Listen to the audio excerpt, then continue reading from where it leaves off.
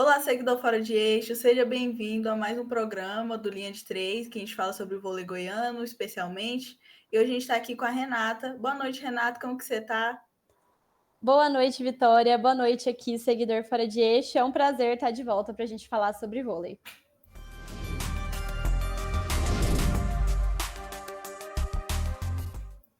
Então, nesse final de semana passado, a gente teve a final do vôlei goiano entre o Goiás e o voleibol UNRV. Bom, e aí, Renata, como que foi essa final? O que você tem a dizer sobre essa final? De certa forma, deu o que a gente esperava, né? Vitória do Goiás Vôlei. A equipe não perdeu nenhum set ao longo do campeonato goiano. Então, foram 4 partidas, né? 3 na fase de grupos e a final. Ganhou todas as partidas por 3-0. E então já era esperado que a equipe fosse, né, de certa forma, levar o campeonato com uma certa tranquilidade, até como a gente já disse em outros episódios, por questão de investimento. É uma equipe que estava se montando, que estava se preparando para uma Superliga A.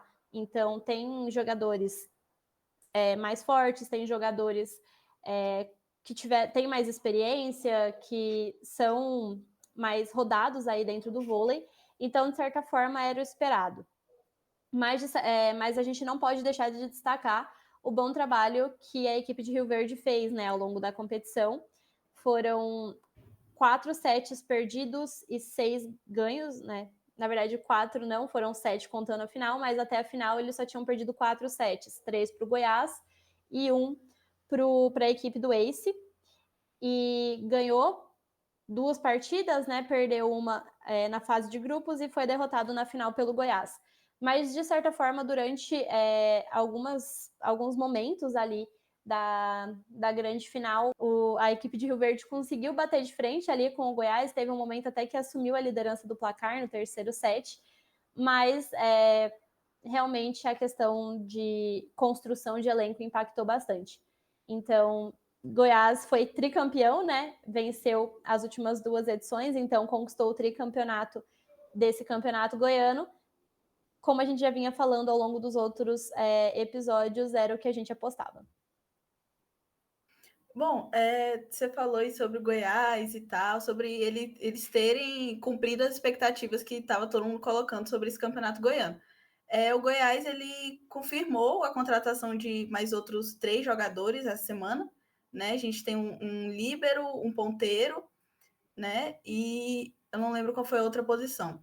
Mas o que você tem a dizer sobre essas novas contratações do Goiás? Você acha que tipo, vão ajudar, vão ser mais para compor elenco? Eu acho que essas contratações é mais como, de certa forma, um backup, tipo, umas posições ali que eles observaram, por exemplo, ao longo do Campeonato Goiano, teve um jogador, por exemplo, que veio do Ace, então é mais para compor esse elenco mesmo. Eu acredito que o próprio time titular que o Goiás está pensando para a Superliga, ele meio que já foi testado e já foi definido, entre aspas, assim, eu acredito que a comissão técnica já tem um elenco titular meio pensado. Então, talvez ali com o Batagim, a gente vê Rodrigo, Rômulo, Sanches, o Everaldo como levantador. Então, eu acho que o Matheus como líbero. Então, eu acho que o elenco em si, essas contratações vêm mais para reforçar algumas posições, questão de rodagem, questão de possíveis lesões, do que realmente como personagens que chegam para ser titulares de fato na competição. A gente vê, por exemplo, o Guilherme Amorim, que estava no SESI, que foi contratado também recentemente, até já estreou pelo Goiás no Campeonato Goiano. A gente vê Sanches, que já disputou Liga das Nações com a seleção de Cuba e que tem sido titular, pelo menos nos jogos do Campeonato Goiano. A gente vê o Batagim, que é o capitão dessa equipe, então com certeza ele vai ser titular, é o ponteiro principal, essa referência dentro, né, da equipe do Goiás. Então, eu acredito que realmente essas contratações mais recentes sejam mais para compor elenco. Então, Finalmente saiu a tabela da Superliga A. A gente tem que o Neurologia vai jogar sim a Superliga, eles confirmaram. Já postaram no seu Instagram todos os jogos, os primeiros jogos, pelo menos, né? E a gente tem a segunda rodada com o Goiás. Mas agora falando sobre a Neurologia, né? Eles vão jogar a Superliga A. Confirmaram depois de todo aquele bafafá de que vai jogar e não vai jogar. Mas e aí, Renato, para você, a neurologia na Superliga A, vai dar, não vai? O que você acha? Eu acho que é meio complicado, porque a equipe da neurologia é uma equipe que a gente não viu muito nessa pré-temporada, de certa forma. Então, até teve a disputa em Santa Catarina, até teve a Taça Brasília, mas é uma equipe que a gente não viu muito.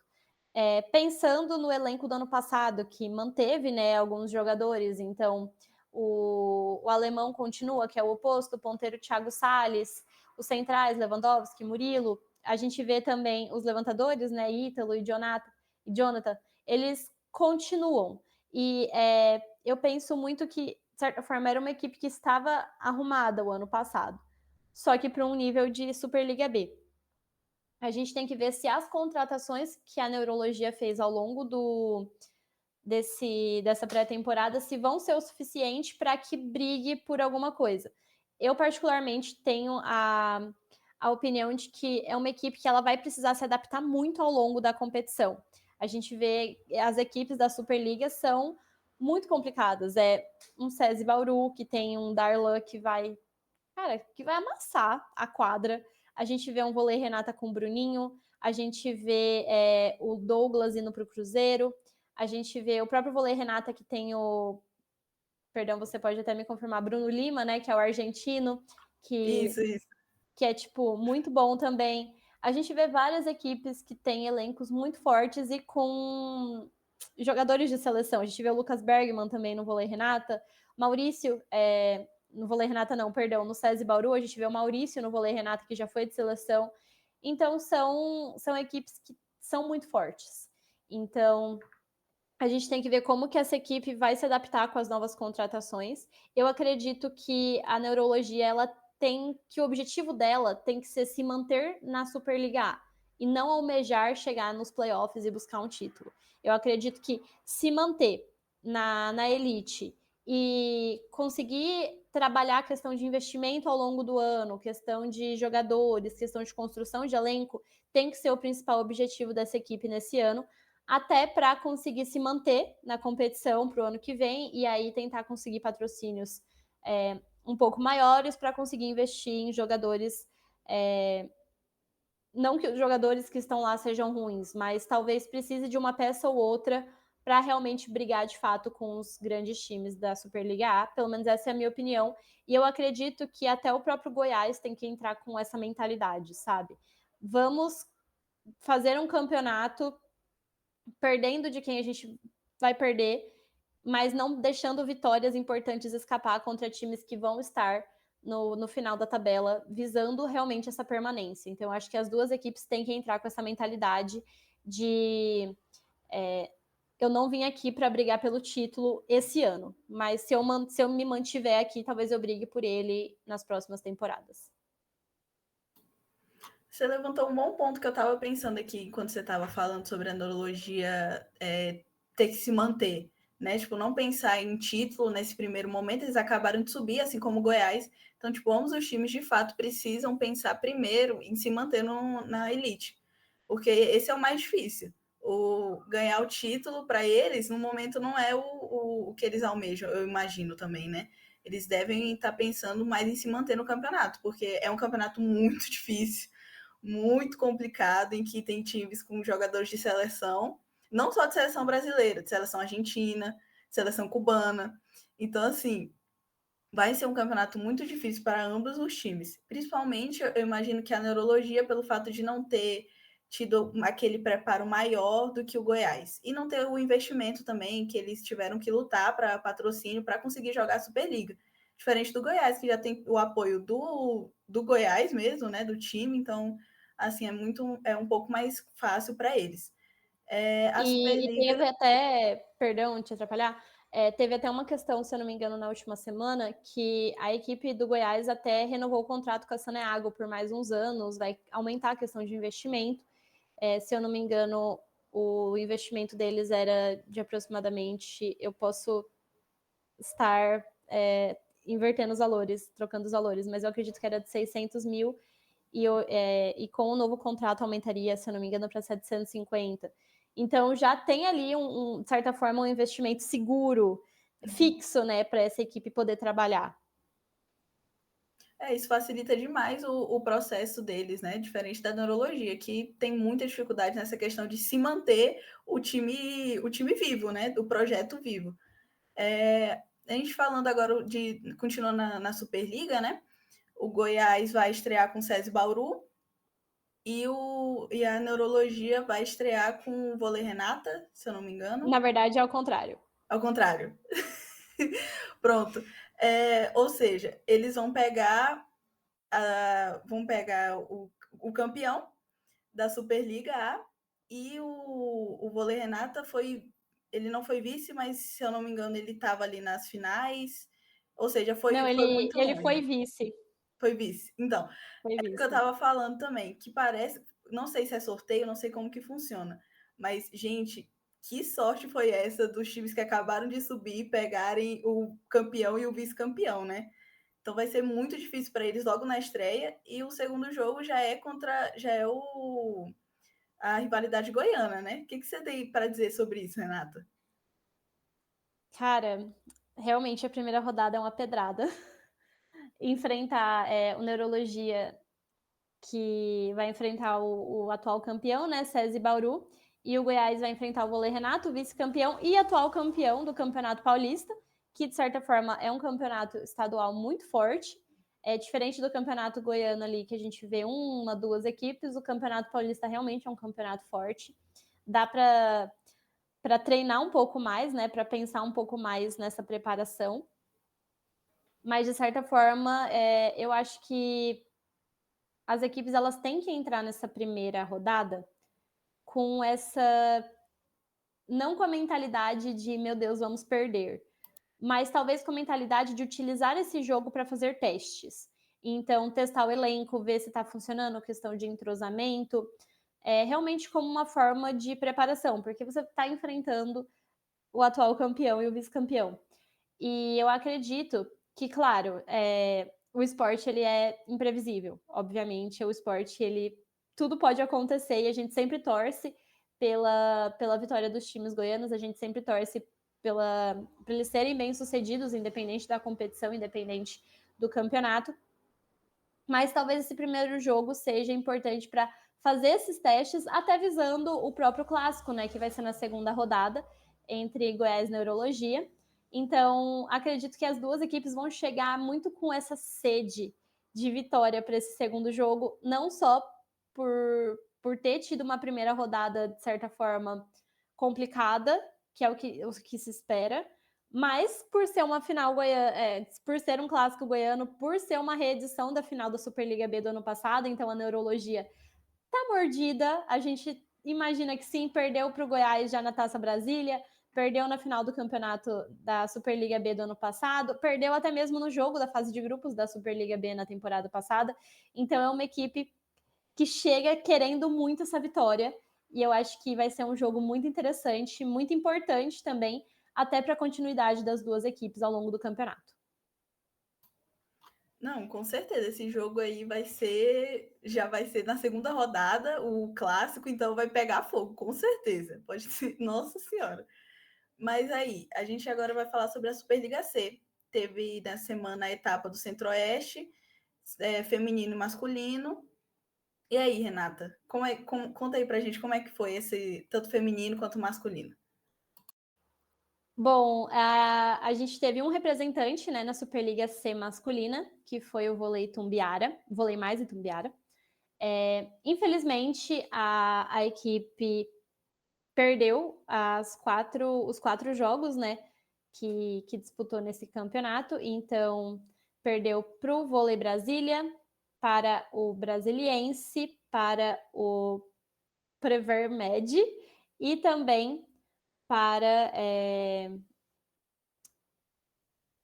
Isso, então para o Vôlei Brasília, para o Prevermed e para o Real Brasiliense.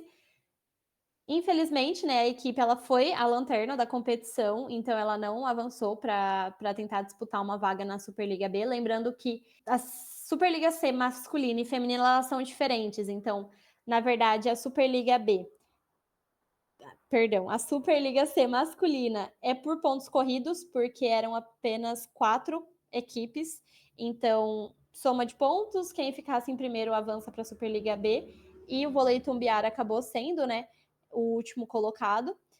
Já na Superliga C feminina, teve tanto a fase de grupos, né? E aí o melhor colocado das duas, os dois melhores colocados dos dois grupos, eram 2 grupos, avançavam para a fase final e aí teve semifinal e final.